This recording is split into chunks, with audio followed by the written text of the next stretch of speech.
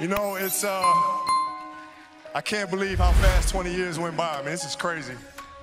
This is absolutely crazy. And, you know, to be standing here at center court with you guys, my teammates behind me, and appreciating all this, you know, the journey that we've been on.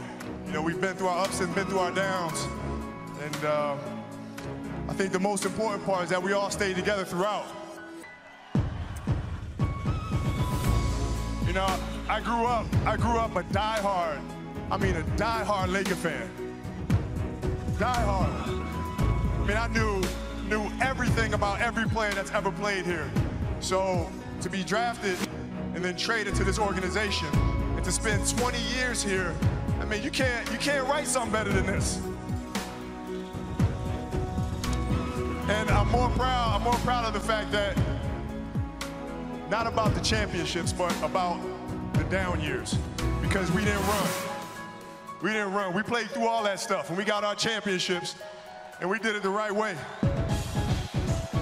And all I can do here is just thank you guys. Thank you guys for all the years of support. Thank you guys for all the motivation. Thank you for all the inspiration. Michelangelo's statue of David shows the determination and faith of the biblical hero just as he's about to take on the giant Goliath. The Lincoln Memorial represents the strength and compassion of Abraham Lincoln, struggling to hold together a nation. The statue of Dr. Martin Luther King Jr. captures his dignity and commitment to bring about a better world. Determination and faith, strength and compassion, dignity and commitment. These are the qualities our community value, of our community. And those values we value so much that we build statues to people who embody them so they might inspire others to take on those qualities. One of the best memories I had is when we moved into our first apartment. No bed, no furniture, and we just all sat in the living room and just hugged each other. Because that's what we thought we made it. And when something good happens to you, I don't know about you guys, but I tend to look back to what brought me here. And you wake me up in the middle of the night in the summer times, making me run up a hill, making me do push-ups, screaming at me from the sideline of my games at 8 or 9 years old. We wasn't supposed to be here. You made us believe. You kept us off the street, put clothes on our backs, food on the table. When you didn't eat, you made sure we ate. You went to sleep hungry. You sacrificed for us. You the real MVP. Well, my work ethic has always been there, but you know, like a lot of players are in the gym just working on a lot of nothing, you know, and as the time goes on and I get, you know, I'm put in certain situations throughout the course of the season, and that summer I go in the gym and I work on, you know, what needs to be worked on. You know, I don't go in there just to waste time. And so that's kind of been my mindset in the summer while I'm training and then carrying on, you know, over to the season.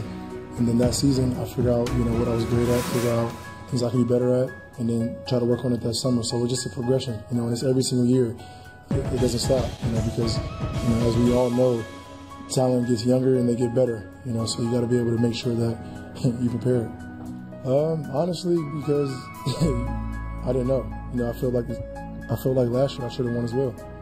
You know, so I didn't see a difference between, you know, last year and this year. And if I won it, you know, then I was gonna go off the top and try to, you know, show my appreciation. Everybody helped me along the way, you know, and give respects and pay my dues. And obviously, you know, I knew the importance of, you know, and the opportunity that the Rockets have given me for these last 6 or 7 years.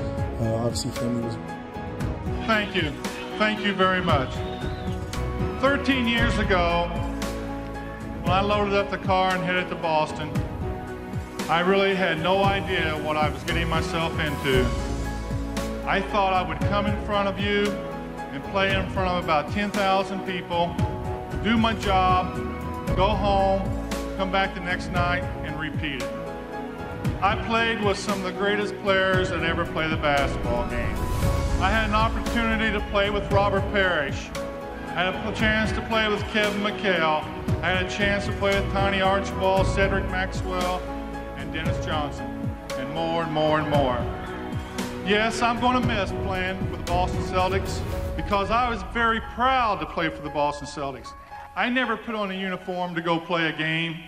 I put on a uniform to win. I was taught to win.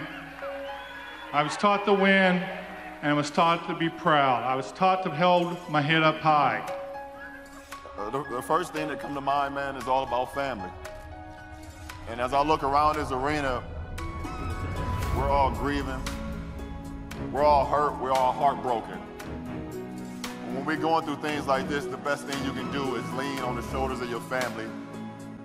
And from Sunday morning all the way to this point, now I heard about Laker Nation before I got here last year about how much of a family it is. And that is absolutely what I've seen this whole week, not only from the players, not only from the coaching staff, not only from the organization, but from everybody.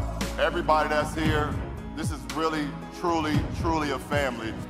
And I know Kobe and Gianna and Vanessa and everybody, thank you guys from the bottom of their heart, as Kobe said. Now I know at some point we will have a memorial for Kobe.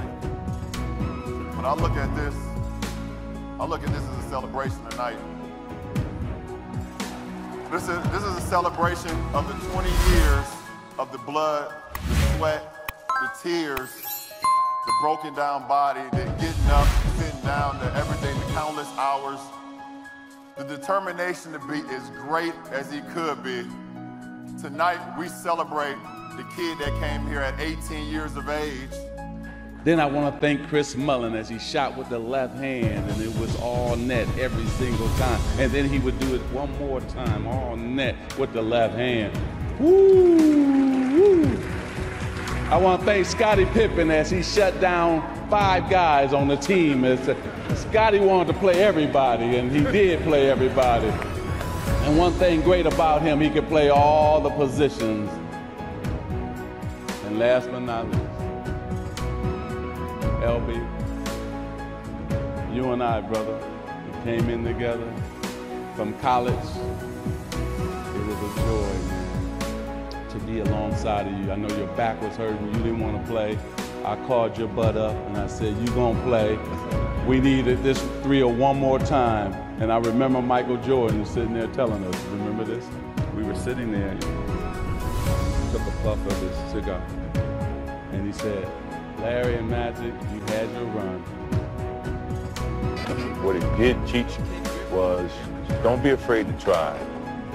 The worst thing that can happen is it doesn't pan out the way that you envision it. But at least you know that by giving it a shot. You've had a lot of fantastic moments in sports. What's the greatest moment?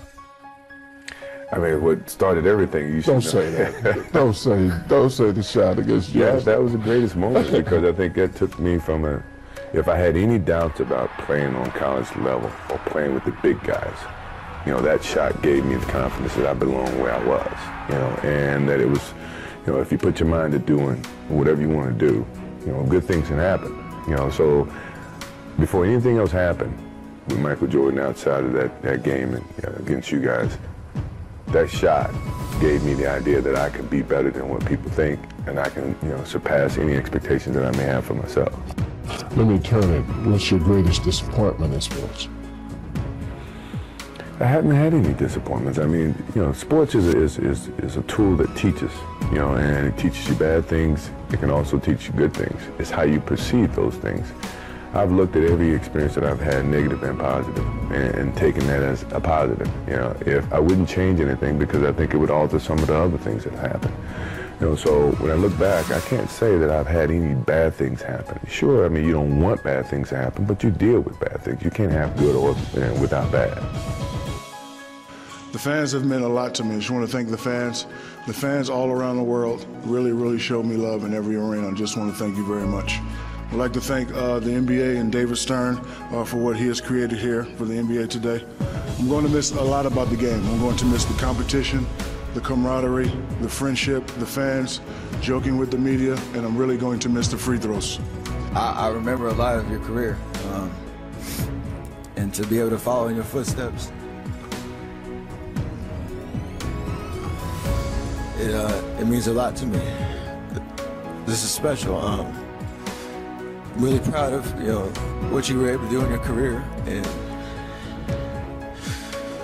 I don't take that for granted at all. A lot of people thought I had it easy with Pops playing, in the NBA, but